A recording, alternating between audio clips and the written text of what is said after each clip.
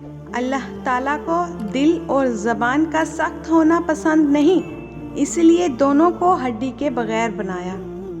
پریشان دل، اللہ کی محبت اتنی خاص ہے کہ اگر انسان جائے نماز پر صرف سر جھکا کر بیٹھا رہے، کچھ نہ بھی بولے، تب بھی وہ رب کچھ لمحوں بعد ایسا سکون بندے کے دل میں اتار دیتا ہے کہ لگتا ہے جیسے اس رب نے پریشان دل کو یہ سمجھا دیا ہو کہ میرے بندے نا امید مت ہو، میں ہوں نا، سب ٹھیک کر دوں گا انشاءاللہ۔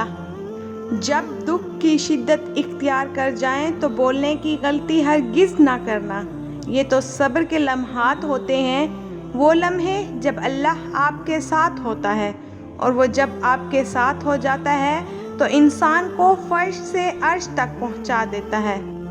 حضرت علی رضی اللہ تعالیٰ عنہ نے فرمایا، خالق سے مانگنا سنت ہے، اگر دے دے تو رحمت، نہ دے تو حکمت، مخلوق سے مانگنا ذلت ہے، اگر دے دے تو احسان، نہ دے تو شرمندگی۔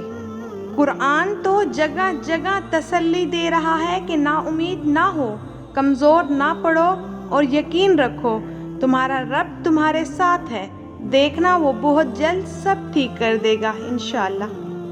اے کن فیکن کے مالک، جتنے بھی دل، جتنے بھی صبر، جتنے بھی آنکھیں، جتنے بھی آنسو، جتنی بھی امید، جتنے بھی یقین تیرے کن کے منتظر ہیں، ان کے لیے کوئی ایسا دروازہ کھول دے جن کی وسعت انہیں بھی حیران کر دے، اور انہیں مسکرانے کی اتنی وجوہات بھیج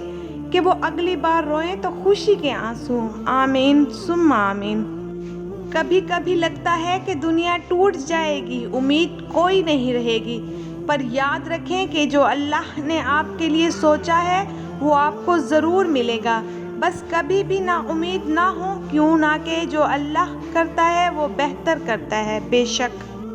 جب اللہ کی مرضی کے بغیر اس کائنات کا ایک پتا بھی ہل نہیں سکتا، تو پھر تمہارا اللہ سے بار بار رجوع کرنا، اس سے مانگنا بے وجہ نہیں ہے، جو تمہارے ہاتھ میں اتنی جان ڈال دیتا ہے کہ وہ دعا کے لیے اٹھ سکیں، وہ پھر ان اٹھے ہاتھوں کی لاج بھی رکھتا ہے۔ بے شک یقیناً وہ وقت بہت ہی قریب ہے کہ جب تمہارا رب تمہیں خوشی کرنے میں کوئی کسر نہیں چھوڑے گا،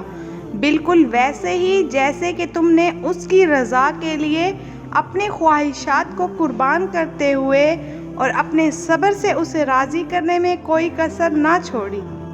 یہ ضروری نہیں کہ انسان کچھ پا کر ہی خوشی محسوس کرے، بعض اوقات اللہ تعالیٰ کی خاطر کچھ چھوڑ دینے سے بھی خوشی ملتی ہے، چاہے وہ بری عادات ہوں، برے خیالات ہوں، یا اپنے رب کی مقرر کی ہوئی حدود سے آگے نہ بڑھنا ہو۔